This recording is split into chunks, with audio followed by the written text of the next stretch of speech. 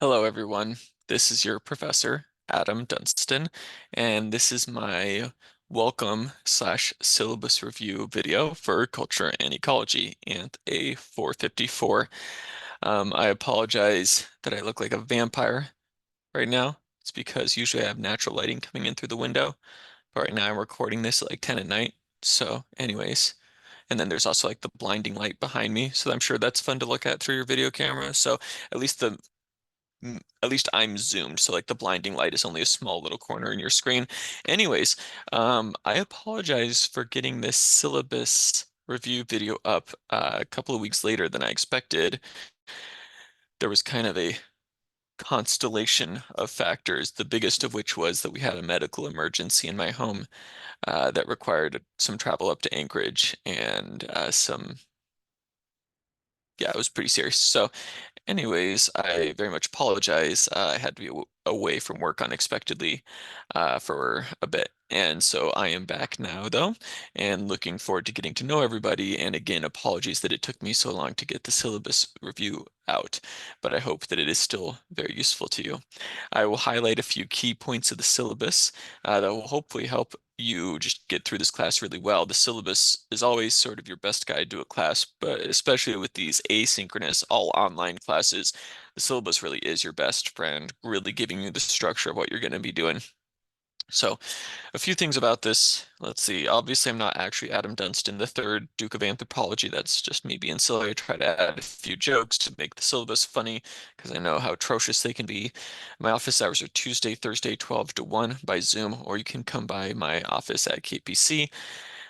But also the if you want to make an appointment or just otherwise get a hold of me, the best way to get a hold of me is really through my email, adunstan@alaska.edu.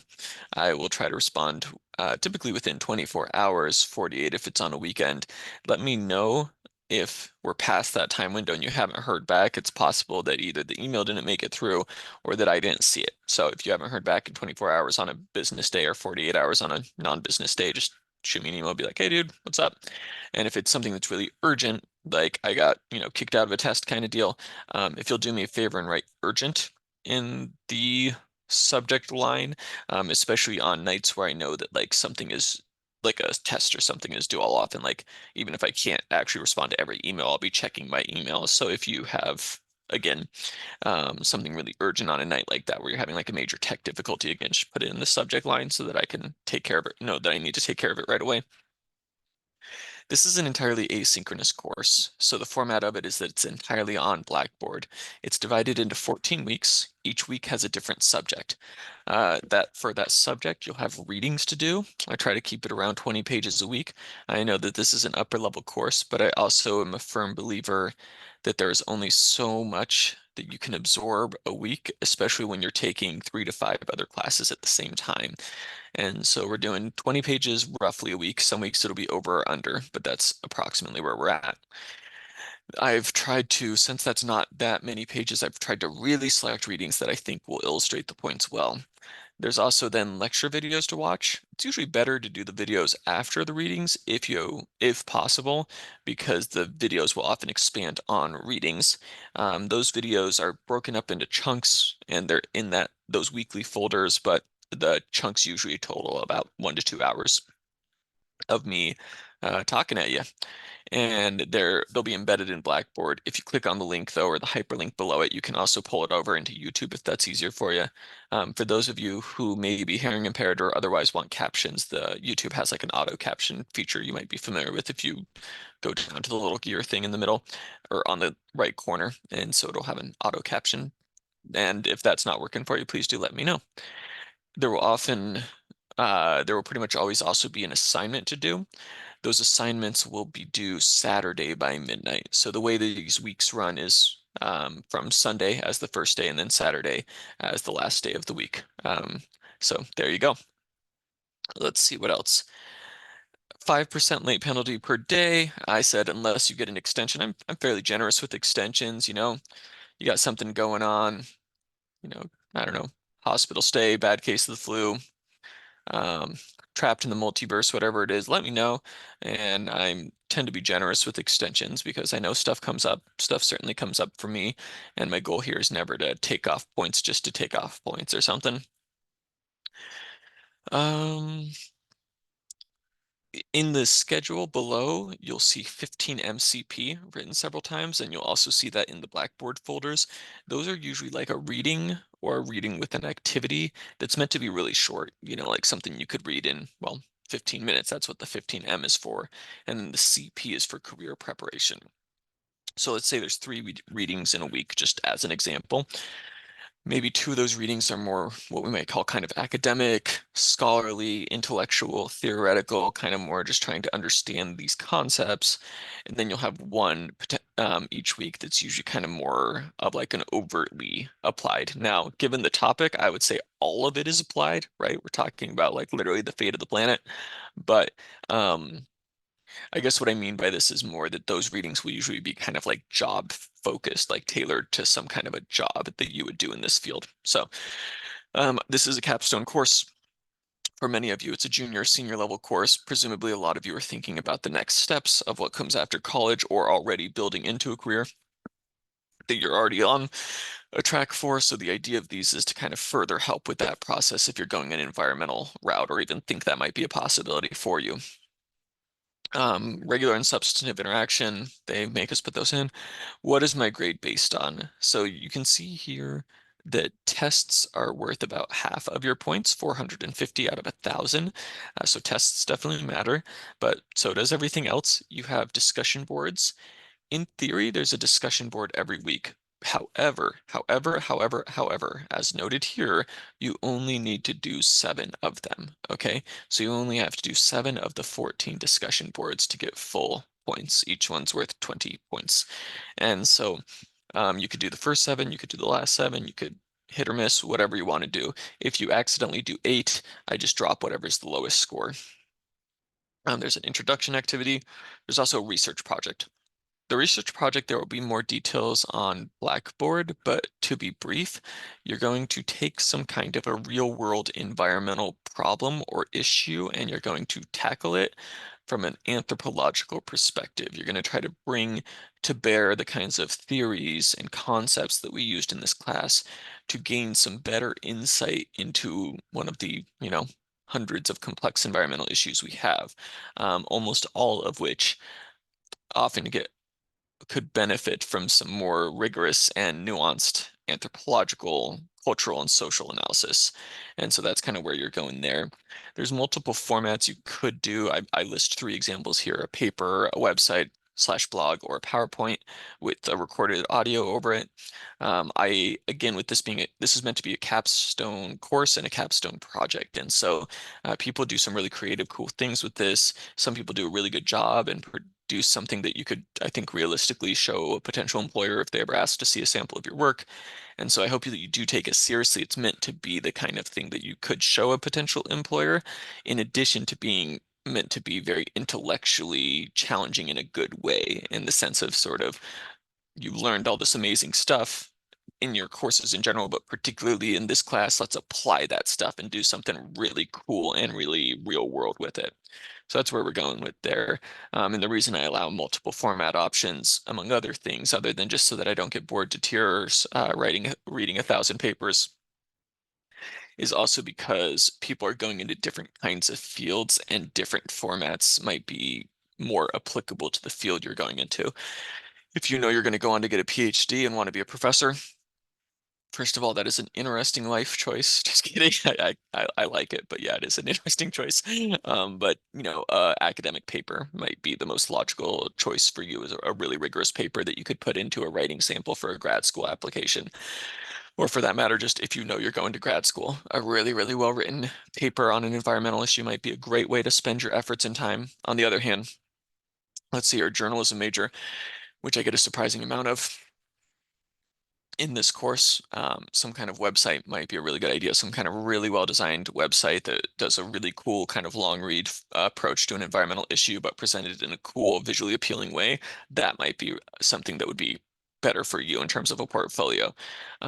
Or let's say that you are planning on going directly into a federal job like Park Service or something like that. You got some kind of a Park Service internship lined up or Forest Service, um, and you want to get some experience with presenting ideas concisely for public audiences, then maybe a PowerPoint is a good approach. So lots of different ways you could go with this. There's the student learning outcomes. Sometimes student learning outcomes that they have, like these are like set by the department in a sense, but like through this whole long curriculum process that goes through the university. So sometimes they sound really formal and strange, but actually I really like the learning outcomes for this course. One of the things that I want to pull out from it is that it talks about presenting and analyzing different approaches to environmental knowledge. That's going to be a really key theme in this course, partly because it's a really key theme for who I am and the kind of work that I do, but also partly because I see this as like foundationally important to the work that we do when we are trying to make a better world. And for the people around us, a huge part of that for us, particularly for those of us who have some sort of anthropological or cultural geography training, I think a big part of what we bring to the table that's different than other environmental professionals is this ability to really dissect and understand different ways of knowing the environment. So I hope you like it. I think you will.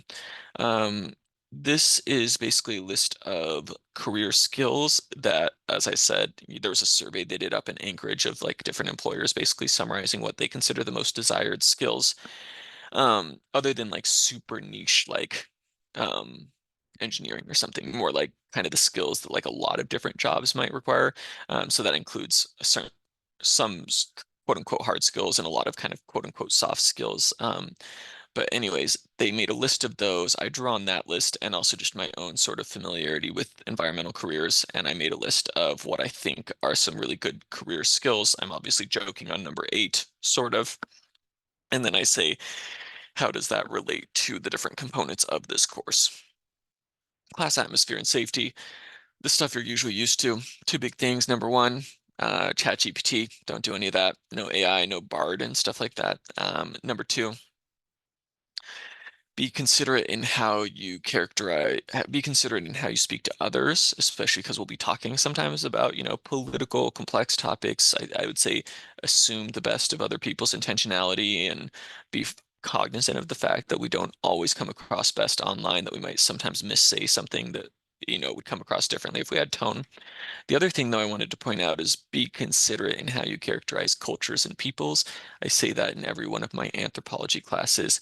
I like to say, talk about a culture as if somebody from that culture was sitting in the room with you, because it's very possible that they are, right? You shouldn't not ever assume that everybody in your class is from the same cultural background from you, especially in a state as diverse as Alaska. That's almost for sure not true. And so be thoughtful in how you characterize people's cultures, people's nationalities, people's religions, people's ethnicities, stuff like that. Be thoughtful about it, right? And consider it. Um, Especially with a class where we're doing so much discussion boarding, just be thoughtful about it. Doesn't mean you have to agree with every culture we talk about. You almost for sure won't agree with every culture we talk about on every topic. I am not a moral relativist. I do believe in a right and a wrong, um, in a sort of ethical sense, but as cultural relativists, right, we can attempt to see the logic and the rationale and the context for the cultural behaviors and practices and beliefs that we'll be talking about, whether or not you personally agree with it. So again, be considerate in how you talk. But I don't typically have problems with that. I have honestly, I'm not just saying this to flatter people. Since living in Alaska, I've just been incredibly impressed with the caliber of students here, and especially in people's ability to be mature and respectful in how they speak about various cultures. That's not always true, but I would say 99% of the time, and that makes me very happy. All right. This is the schedule. This is your best friend. Tells you the topic for the week. You'll have like module 1. That's a module is basically a weekly folder. And then it'll tell you the main topic or title and then some of the subtopics that are covered under there. So for example, week 2, the overarching idea was cultural ecology, ecological anthropology, but then there's a bunch of subtopics like adaptation, ecosystem approach, Julian Stewart, Roy Rappaport, stuff like that. You'll have your readings listed, and then you'll notice that I do a total, so you know the rough amount of pages. If it's an online reading, I've like estimated the amount of pages if it didn't have its own pages, and then I'll have listed what the due dates are. Again, with the due dates, once again to remind you, you don't have to do all 14 discussions, but if you want to do, let's say, discussion 2, then for full points, you need to be getting it in by Saturday at midnight. So that's what I mean by due date. I don't mean that you have to do discussion 2 because maybe you're not going to do that one, you're going to do 7 different ones. But if you are doing the discussion that week, that's the due date for it. I was The first unit is called adaptation. So just to give you a little logic of kind of where I'm going with here, um, in environmental anthropology, a way that I like to explain it to people, I've been teaching this for a lot of years, and a way that I like to explain environmental anthropology, and I think other environmental anthropologists would probably tend to agree with me on this one, is that there's kind of three roots that have produced the tree that is modern environmental anthropology. So by roots, I mean things that are kind of like core theories or ideas that kind of developed over time historically and have gradually come to be a huge influence on what is sort of modern environmental anthropology. Modern environmental anthropology, very, very, very diverse, but there's kind of three streams of thought that are really powerful that have all fed into it. Unit 1 covers the first of those three roots or streams, and that's adaptation. So the idea of how our environments shape and influence our cultures as we strive to adapt to and sometimes shape our cultures. And so you have some really cool concepts in there we'll come back to in a minute. But um, I usually will have like in each unit, I'll usually have a module or two where I talk about the kind of underlying theoretical ideas for that theme or that root, and then I'll have some sort of more practical, if you will, modules where we kind of like let's take that and apply it. So, for example, we're talking about a theoretical approach called cultural ecology. Well, two really good real world environmental issues that we can apply that to are food sustainability, which is the week after, and then the week after that, climate change. Those are both places where that theory comes into play really well. And also, as we go along, we'll introduce other theories and key terms. The second unit, by the way, at the end of each unit will be a test. It's a open Blackboard test, by which I mean you may use the slides or the lecture videos, any posted slides and any posted readings on Blackboard. You may not work with each other. You may not use outside of Blackboard sources, Googling and so forth. You may not, as again, use ChatGPT. Appreciate you doing that so that we can keep it open book. I really, really, really, really, really, really, really, really, really strongly disagree with things like online proctoring software. So I've never had to use that before. So thanks for keeping things honest so I can keep things not annoying and ridiculous because I consider that stuff ridiculous. All right, unit 2 is knowledge. So kind of the second stream or root of environmental anthropology today is research which has really been going on as long as there's been anthropology, but really started picking up steam in the 1950s and 60s on what we call ethnoecology and more generally environmental knowledge. And then we'll apply that among other things to land policy, the interactions between tribal governments, federal governments, tribal environmentalist advocacy groups, which is where I've done a lot of my work, um, sacred sites, among other things, stuff like that. This is kind of where I do a lot of my work, so you'll see me kind of delving into some of my own passions and interests and research in that section, and hopefully not in a way that's boring, hopefully in a way that's interesting. Unit 3, the kind of third stream of environmental anthropology, is what we sometimes call political ecology. Uh, like like the other two theoretical streams, it started with a very specific kind of theoretical idea. In this case, political ecology as framed by people like Wolf. However, over time, it's kind of broadened out to cover a lot of ground. But with political ecology, we're really talking about sort of power relationships, economies, um, colonialism, all sorts of things that affect the environment other than just how a culture adapts or how a culture knows the environment, right? those are really important, how a culture adapts and how they know the environment. But those things don't exist in a vacuum, right? Those things exist in a context in which there are political powers and economic powers that may often override or at least affect the traditional systems, environmental systems that a culture has in place. So that's what Unit 3 is all about. And we apply that to such practical issues as pollution and environmental health, environmental policy, sustainable development, wildlife conservation, things like that. We wrap it up with me getting hippy dippy and philosophical on you with a lecture I call Conclusions Beyond Dualism. A few of the readings, I think I've tried to do all good readings, a few readings that I'm kind of super excited for. Um, one of them is the truth behind sustainable palm oil, which you're doing this week. I hope you like that one and enjoy it. It's not meant to be a bummer of like, oh, even our attempts to do sustainable products suck.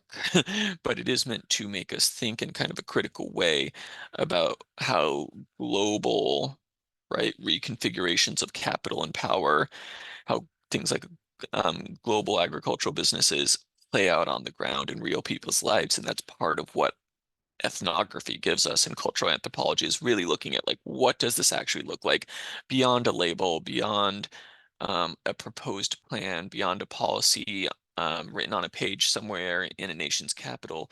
What does this actually look like when it plays out in people's real lives?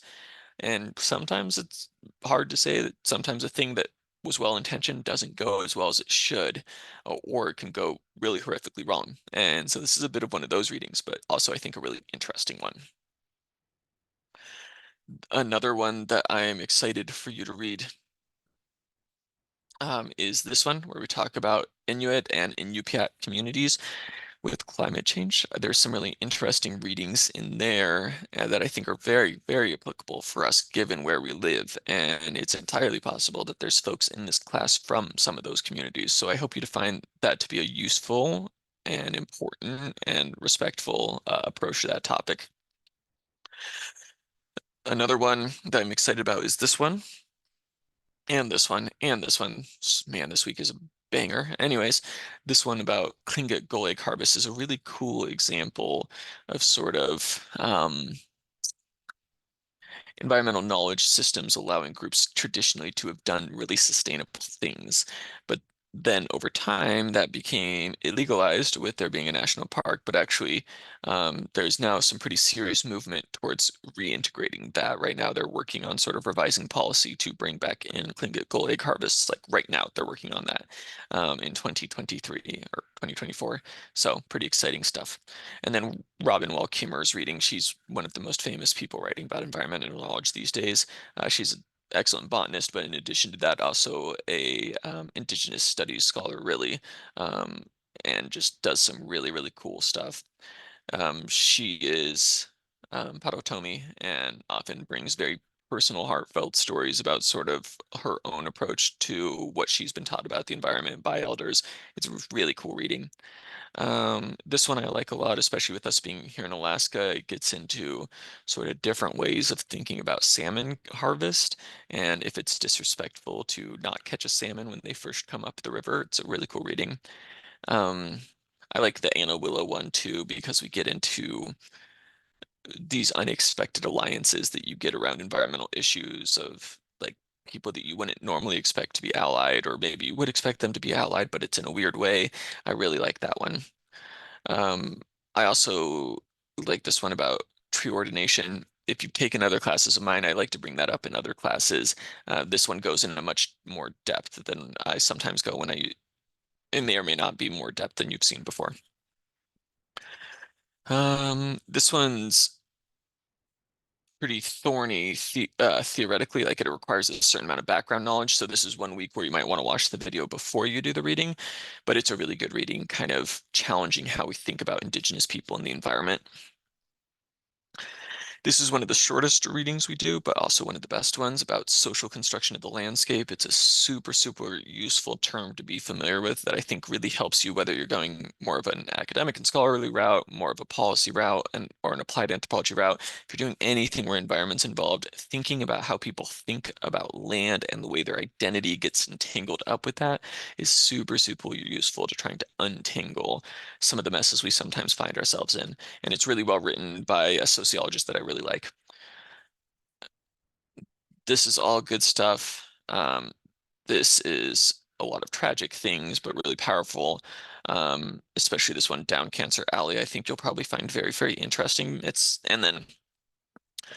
But I Know It's True by Melissa Checker is a powerful paper on sort of a study she did, but it really well illustrates how environmental policy needs to be attentive to the different sort of cultural and ethnic backgrounds of the people that are being regulated because people don't all engage with the environment in the same way, right? Some people eat way more fish than other people.